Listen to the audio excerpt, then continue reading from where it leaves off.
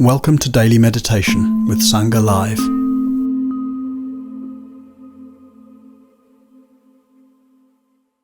For those who may be meeting me for the first time or here for the first time, I'm teaching. My name is Miles Kessler, and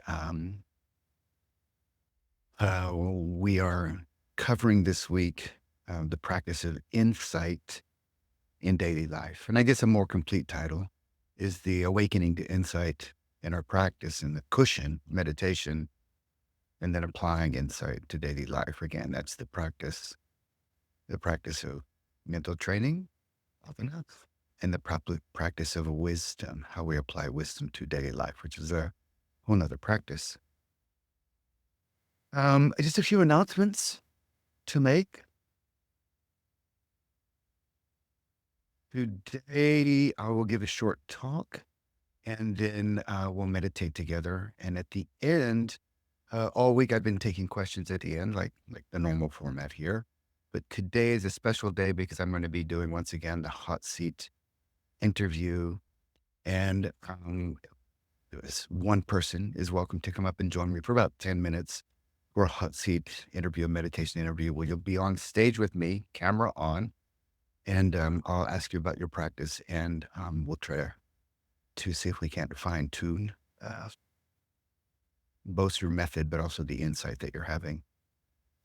In order for, there are a few requirements for the hot seat. I ask that it's somebody new, so not somebody who's done this with me in the past.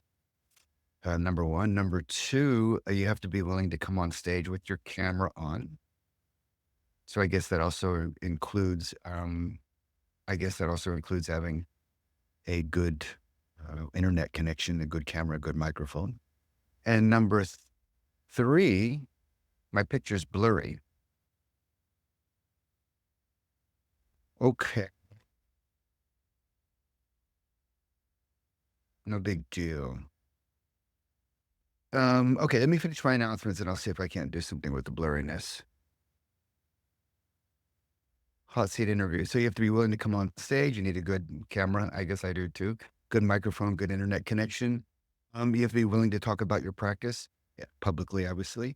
And it's not a therapy session, so it's not going to be intimate in that way, but it's just about your practice. And number three, you have to be willing to receive guidance. Whether you use it or not, that's up to you, but at least be open to listening to guidance. So that would benefit actually all of us. How's the camera looking now? Is it still the same? Was it a temporary glitch? Don't always monitor the chat, so could somebody write if there's a change in the camera, or is it the same?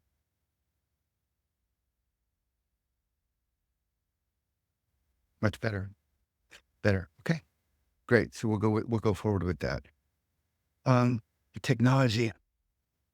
We can't live with it, and we can't live without it. Oh my gosh. Anyways, we're blessed to have the technology to work with here today. All right. So let's go ahead and begin.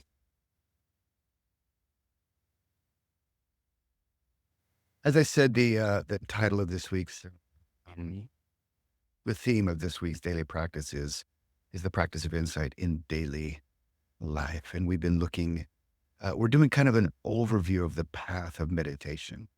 And it is important when you look at things developmentally, like there's an overview, the practice develops in certain ways. It's important to understand that, from one perspective, we can see this kind of gradual step-by-step development, which is a bit of a dualistic understanding of the practice. Certainly beneficial to have that view. It's like having a map. It's also important to understand that insight only unfolds in the present moment. It doesn't unfold in a future stage. It doesn't unfold in a past stage. It only unfolds in the here and now. So both of those truths need to be held at the same time. So we're looking at this kind of overview, this path of practice. And the second thing that I mentioned in the past days is that for most of the people that I come into contact when I'm working with people, guiding people, but especially in the meditation interviews, it becomes it's become quite clear that the majority of meditators are kind of in those early stages of the practice. And I don't mean that the majority of meditators are beginners, not at all. It's just those early stages. It takes a lot of momentum to work through those stages, and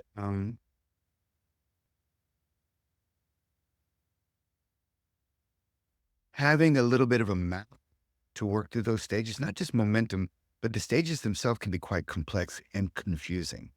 So having a map to understand the way to go through those stages can save a lot of time. It can't make the practice go faster, but it can keep us getting lost in dead ends and sidetracks and roadblocks or whatever. So having this map of understanding is good. In the last 2 days, I spoke about those early stages, specifically the early 3 stages where we kind of create the power of observation. We learn to understand cause and effect and how the mind and the body are constantly in a chain of cause and effect. We see that directly in our practice. It gives us the ability to start to kind of get some space on the obsessive nature of our mind and have a little bit of it empowers us to not be driven by unconscious emotional, mental, psychological drives that we've all picked up in our life.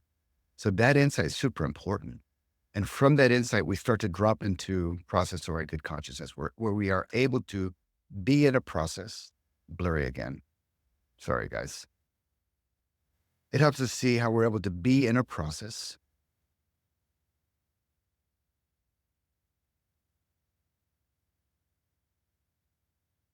I'm just wondering about the blurriness. Okay, I'm going to carry on. Maybe during the sitting meditation, I might try to change it. But for right now, let's forward. So understanding the cause and effect of experience helps us to start when that matures. We start to see how the practice is an ongoing process.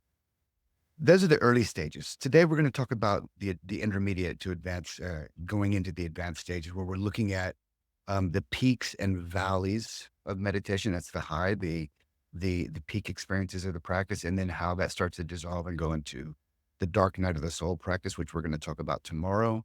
And eventually on Friday, we'll talk about equanimity. So I won't go too much into the peak experiences, because that's quite a big topic.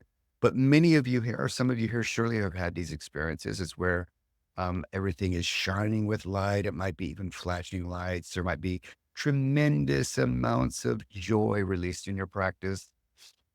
There could be a sharp knowledge, clear-cut mindfulness, stable, one-pointed, effortless concentration, a great amount of equanimity, and other things can arise in these peak experience stages. There's one problem with the peak experience stages, and that's that these experiences are so wonderful and so pleasant that the yogi can become attached to them. And that's the imperfection of insight. So that's all I'm going to say about that today, because I don't think it's really appropriate for this setting. But just know that sometimes when we're having peak experiences, these are also called pseudo enlightenments. They're definitely amazing experiences, but there's the peak experiences have two phases. There's the immature phase and the mature phase. In the immature phase, what makes it immature is that there's attachment to these peak experiences. As the practice matures, as the attachment is let go of, you'll start to move into the mature phase, and then those peak experiences start to calm down. Once we've kind of reached the peak experiences in the practice, just know when you're at the top of the mountain, where can you go from there? Simply by being mindful, moment to moment, with presently rising experiences, the path will continue to lead you forward. And from the peak experiences where things are rising and passing away rapidly all the time,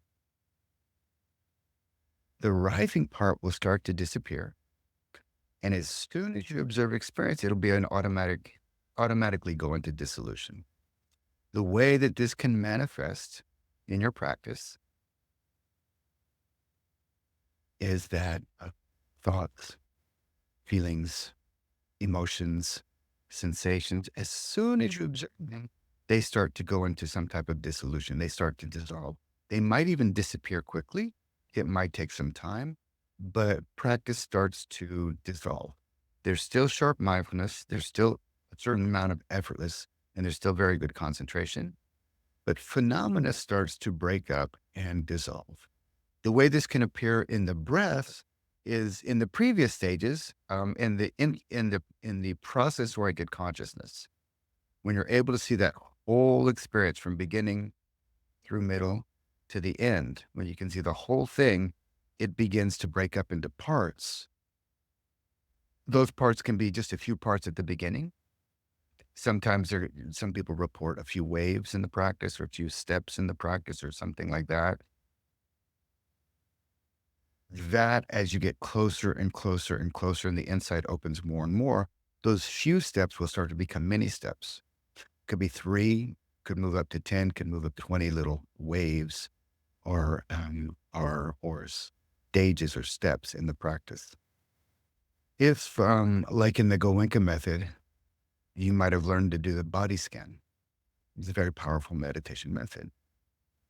If, for example, you're used to doing the body scan at the phase of dissolution, you'll start to experience lots of vibrations running up and down the body. In fact, the whole body can just become one mass of vibratory energy. If you're observing the breath can be like the purr of a cat, just going back and forth. Very, very smooth, very, very effortless. And those 10 stages, 20 stages may even become up to 50 stages. It's just one constant smooth vibration. Anywhere you place your mind in the body, also the vibrations can appear there. In the mind, as you start to observe thoughts, as I said before, they will disappear. And they can disappear in many different ways. Thoughts, feelings, emotions, even sensations, they start to go into dissolution. As soon as you observe them, they start to disappear. We know that all phenomena arises, stays for a while, and then goes away.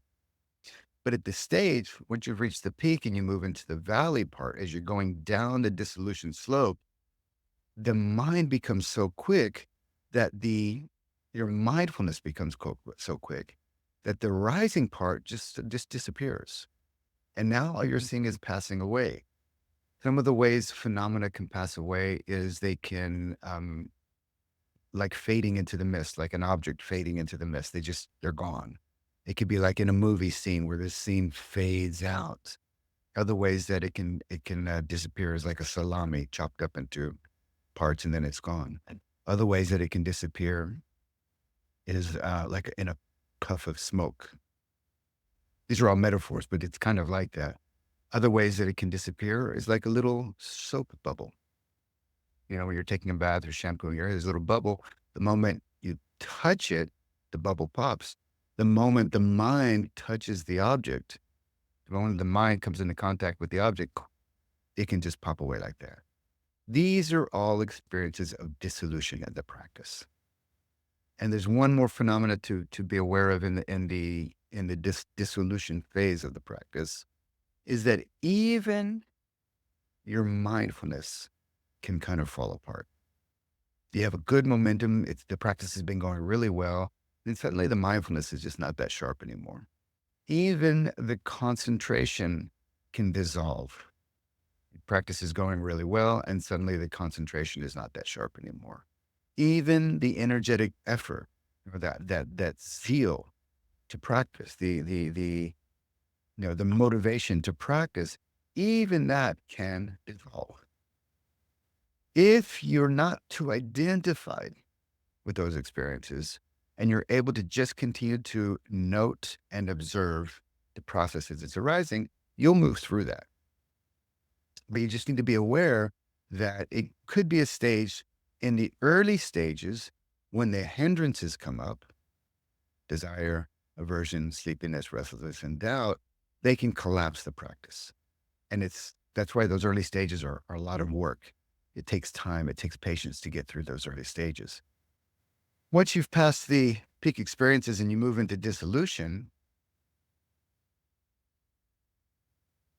you'll recognize that there's momentum to the practice. The practice is actually going good.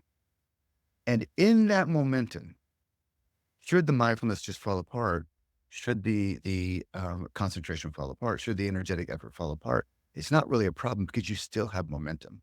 You can reapply the mind and it may come back, it may not come back soon, but eventually it all comes back. There's good momentum and there's strong insight because you're seeing into the dissolution of experience. The fundamental instruction, and again, this is an instruction for this stage.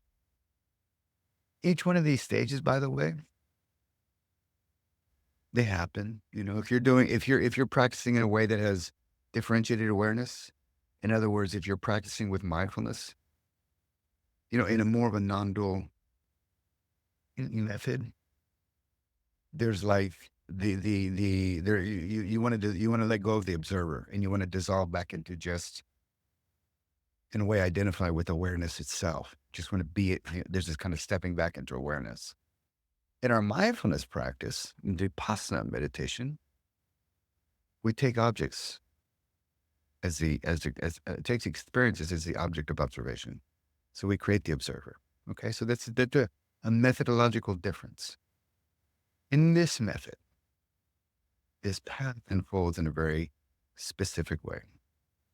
The way this path unfolds has been well documented, well explored, well experienced for thousands of years, from back to the Buddhist time. And it unfolds in a very specific way. And the way your practice unfolds, the way my practice unfolds is very predictable. Okay? And because it's predictable, it's therefore teachable. It will unfold this way. Everybody goes through the path differently, but it unfolds in a specific way. Some people it doesn't take long. Other people it takes a long, long time to go through this path. No problem. Doesn't matter. The instructions that you would give somebody at each stage of the path are specific to that stage.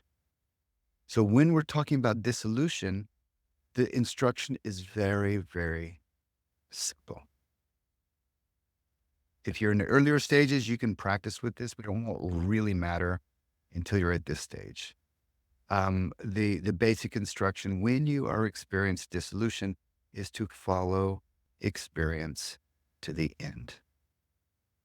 Follow experience to the end. Another way to say it is follow objects to their dissolution. Another way to say, incline the mind towards dissolution. So if it's fading into the mist, see it to the very last moment, it fades into the mist. It's like watching a sunset. I do this with my kids. You watch the sunset, we wait to the very last particle of sun is on the horizon, then it's gone.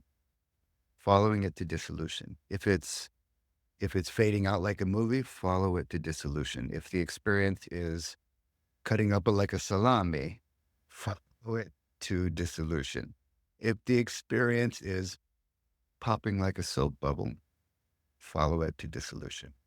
That's the basic instruction. Okay? Let's meditate.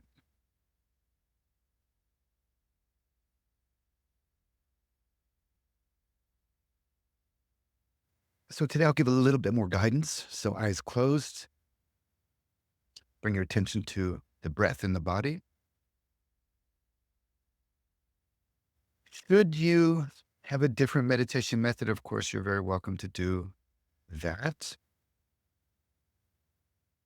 I also invite you to, if you don't use meditate, or if you don't do the practice of mindfulness of the breath, I invite you to join us today, at least certainly in this guidance part. Then afterwards, you can release that. But bring your attention to the breath, and quite generally at the beginning, noticing the precise physical sensations in the movement of your belly on the in-breath.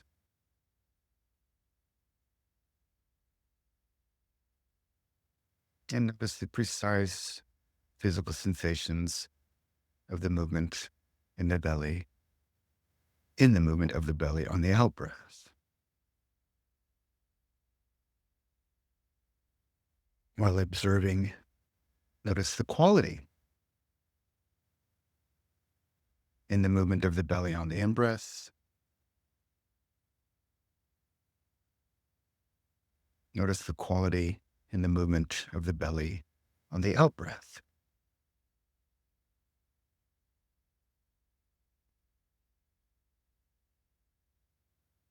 And as you continue to observe the breath, notice any characteristics that you see that come to your mind. We're not looking for anything. It all comes to the mind.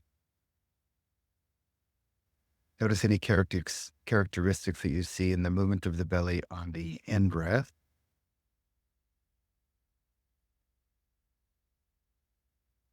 Any characteristics that you see in the movement of the belly on the out-breath.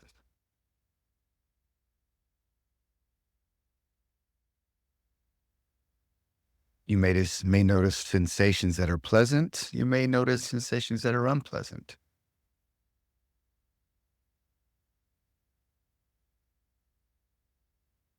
You may notice a sensation of heat, or you may notice a sensation of cold.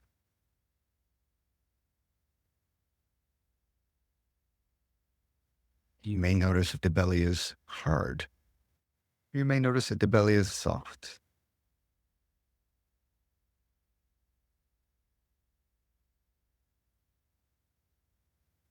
The belly may have the feeling of moving forward and back, or out and in. Or in some cases, you may have the feeling that the breath is moving up and down.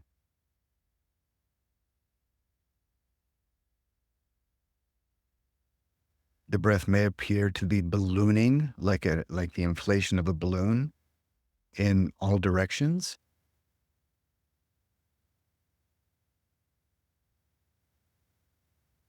And it may be deflating like a balloon, kind of collapsing inward from all directions.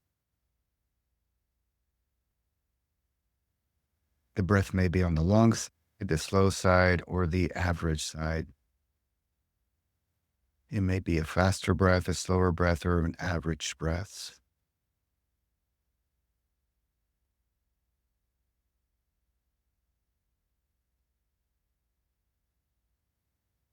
You might notice little points here and there around the abdomen.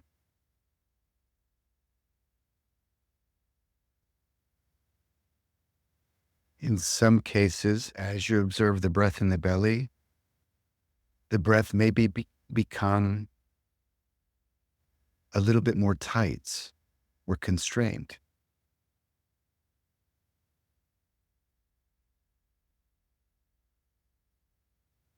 If the breath becomes tight and constrained, you may notice that the mind is not quite satisfied with that experience.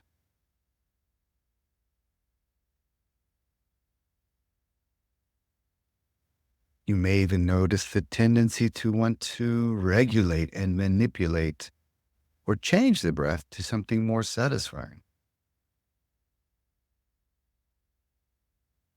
In everyday life, that certainly is a healthy thing to do. But in mindfulness meditation, allow it to be as it is, as long as it's tolerable. And even if it's at the edge of your tolerance, see if you can just a few more moments be with it as it is to increase your tolerance. And of course, if it's too uncomfortable, you can take a few deep breaths, regulate, stretch, whatever you need to do. Should the breath be tight, you may notice that it naturally starts to release and let go.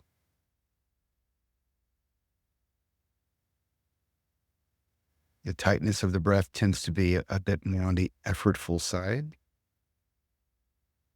But should it release and let go, now you'll recognize that the breath is quite effortless.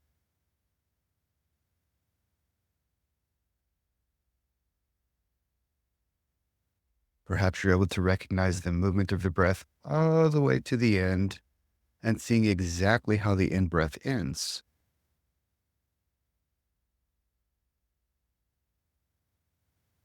Perhaps you're able to see exactly how, by following the out breath all the way to the end, how it ends. At the ending, is it immediately turning around? In other words, is there an overlap of the in breath or the out breath? As you continue to observe that, you might even notice from the moment that it stops the in breath and the moment that it begins the out breath. You may notice the moment that it ends on the out breath and the moment that it begins on the in breath. These are all possibilities. We're not looking for anything that I'm mentioning, just knowing that these are all possible experiences of the many, many different experiences that we can have through the mindful observation of the breath.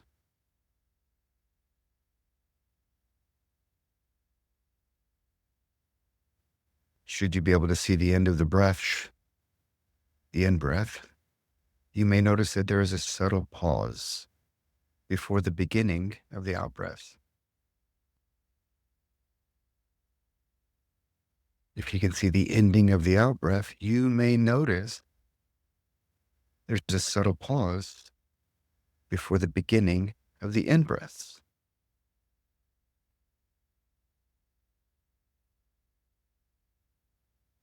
Ever so gently, holding our attention on the breath, placing our attention on the breath. Should there be a pause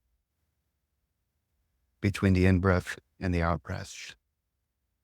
Should there be a pause between the out breath and the in breath?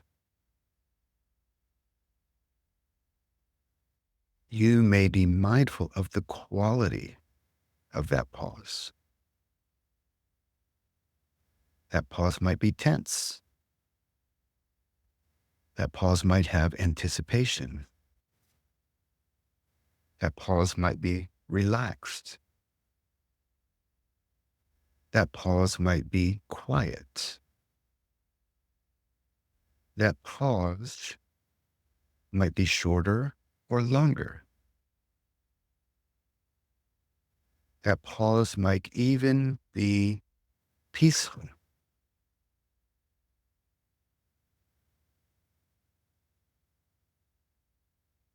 These are all possible experiences to observe on the mindful observation of the breath in the belly.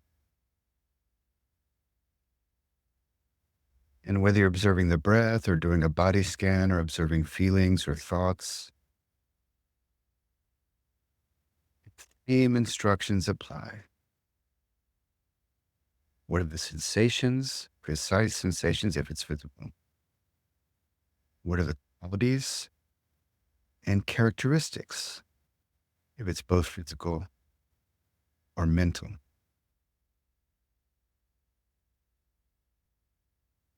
Creating a chain of mindful moments, and through the continued practice of mindfulness, little by little closing all the gaps in the chain of mindfulness by simply bringing the mind back to the present moment every time it slips away, anchoring it, for example, in the breath, anchoring your mindfulness, for example, in the belly,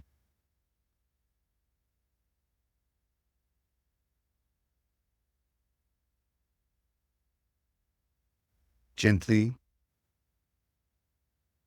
with patience, with persistence, and with perseverance.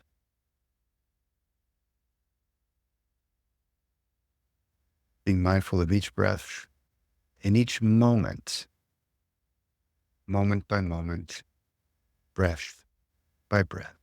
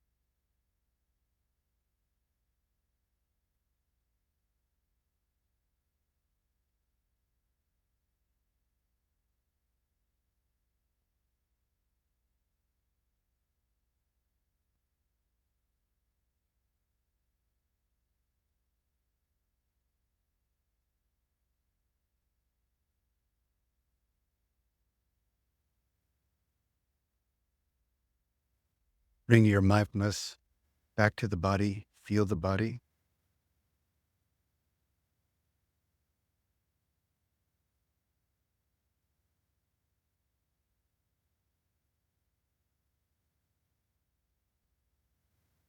Bring your mindfulness back to the breath. Feel the breath.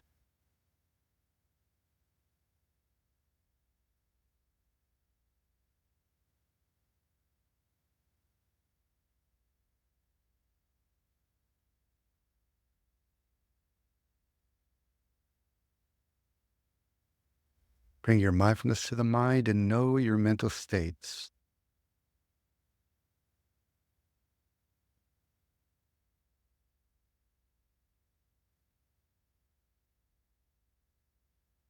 Feeling the space on the inside.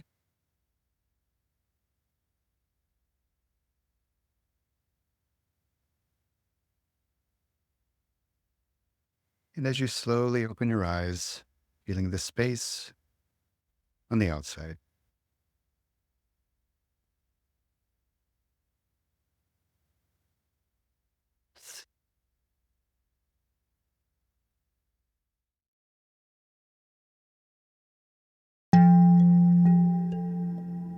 Today's podcast is an offering to you from our archive of freely available live daily classes.